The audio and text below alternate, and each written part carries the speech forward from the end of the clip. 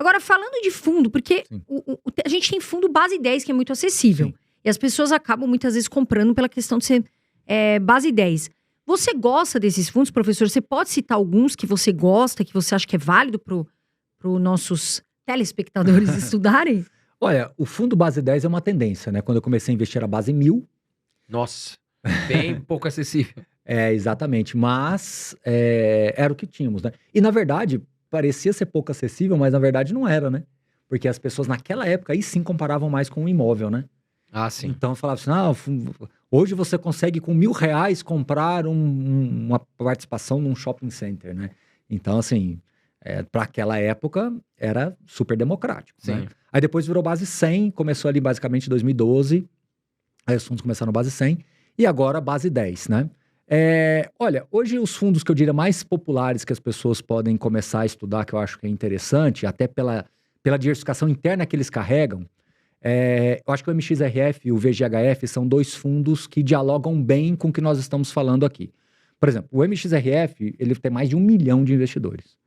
É um fundo que hoje ele tem CRI, ele tem fundo imobiliário, ele tem CRI, que é papel recebível, dívida imobiliária, ele tem SPS, né? Então, que é permutas financeiras. Então, ele tem... Tem imóveis também, né? Tem... Lajes comerciais? Não, diretamente não. Ele tem através de fundos, né? Tá. Diretamente ele não tem. Então, é um fundo que chama atenção justamente por ser base 10 e ter mais de 1 milhão de investidores, ter altíssima liquidez e ter uma pluralidade muito grande de estratégias ali dentro. O VGHF, ele carrega características equivalentes. Ele também tem CRI, ele também tem fundo imobiliário, ele também tem SPE, ele tem FDIC, que é uma bem diversificado, outra modalidade de crédito imobiliário mais, eu diria assim, mais simples do que o CRI.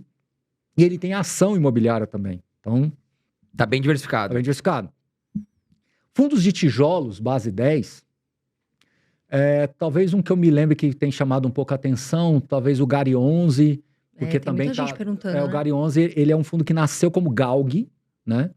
E ele era um fundo apenas de logística, bastante concentrado no ativo, inclusive em Cachoeirinha, né? Alocado com aquela Bate Souza Cruz, né? E aí eles mudaram a tese recentemente. Agora é uma tese mais híbrida, que também está comprando supermercados, né, lojas de rua, né, renda urbana. Então hoje ele é praticamente metade, 51-49, entre logística e renda urbana. Também base 10 e está crescendo muito rapidamente a base de cotistas, justamente por essa pluralidade. Então fica claro, na minha opinião, que a base 10 é o futuro. Isso fica claro. Todos os bases devem migrar para a base 10, aos poucos, para aumentar a liquidez. Eu acho que estão indo, fica mais democrático, embora eu ainda acredite que em algum momento a B3 vai ter um modelo de negociação em que vai ser frações, né? Então eu quero comprar 0,82% de um fundo imobiliário. Então vai ficar bem líquido, né? O mercado. Eu acho que a tendência vai ser essa. Então a gente vai, talvez... Nos Estados Unidos é assim, né? Os REITs. Isso que eu ia falar. Então em algum momento isso pode acontecer, mas eu acho que é uma tendência natural. Carol, pode ser que tenha algum outro, se alguém no chat falar, eu posso até comentar, mas... O CPTS-11 tem sido bastante comentado, né, professor? CPTS-11 também mudou a base. Que a maior parte é atrelada à inflação, bem lembrado. O CPTS também é um fundo bastante ativo, talvez um dos gestores mais ativos que eu conheço seja a Capitânia. Eles negociam dezenas de milhões de reais dentro do mês, fazendo operações de compra e venda, recompra e de CRIs. São muito ativos no giro de portfólio de fundos imobiliários. Não estão tão ativos assim agora, porque algumas posições estão, vamos falar assim, no negativo. Então, vender no negativo é ruim para o resultado, né? Mas é um fundo também que tem um histórico de gestão ativa muito grande, bem lembrado. E ele é um fundo que mudou a base recentemente, né? Não era base 100, não era base 10 e passou a ser, né? E passou a ter uma liquidez bem elevada. São fundos... Professor, você citou o MXRF11 e o VGHF11, né? Sim. São fundos similares em relação ao portfólio e no momento, na sua opinião, qual estaria melhor? Porque a gente vê o MXRF11 negociando um pouco acima do preço sobre valor patrimonial, o VGHF11 está um pouco abaixo aí, né? Mas olhando num contexto geral, lembrando que é o momento, né? Pode ser que amanhã isso mude. O mercado ele é cíclico, né? Qual que seria o melhor, na sua opinião, para o dia de hoje? Nossa, honestamente, talvez seja difícil responder. Eu acho que o MXRF está num momento melhor do ponto de vista estrutural.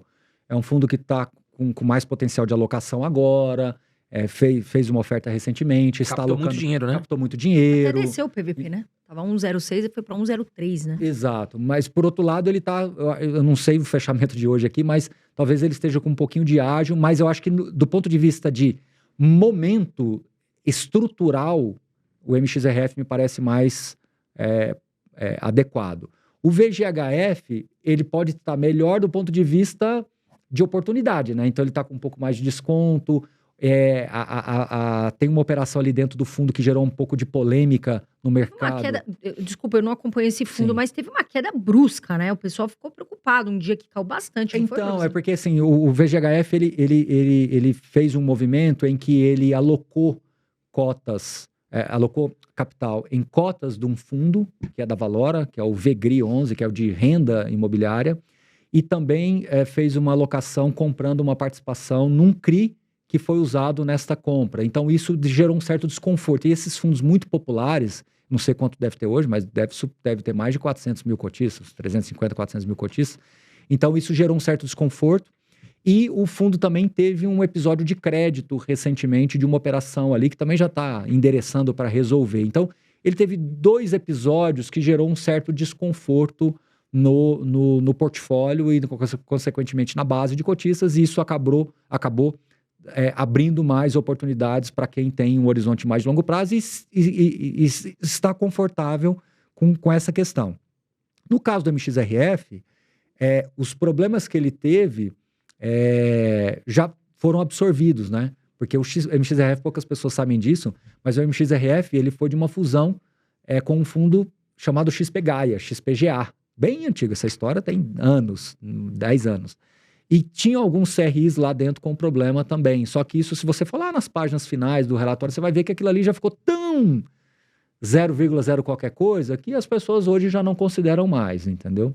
Então, não sei se eu te respondi, mas genuinamente não tem uma resposta tão fácil. Eu entendi que o VGHF, como oportunidade de preço, nesse momento está mais atrativo, porém o MXRF11 ele está um fundo mais sólido estruturalmente. Eu acho que ficou claro aqui para os nossos telespectadores.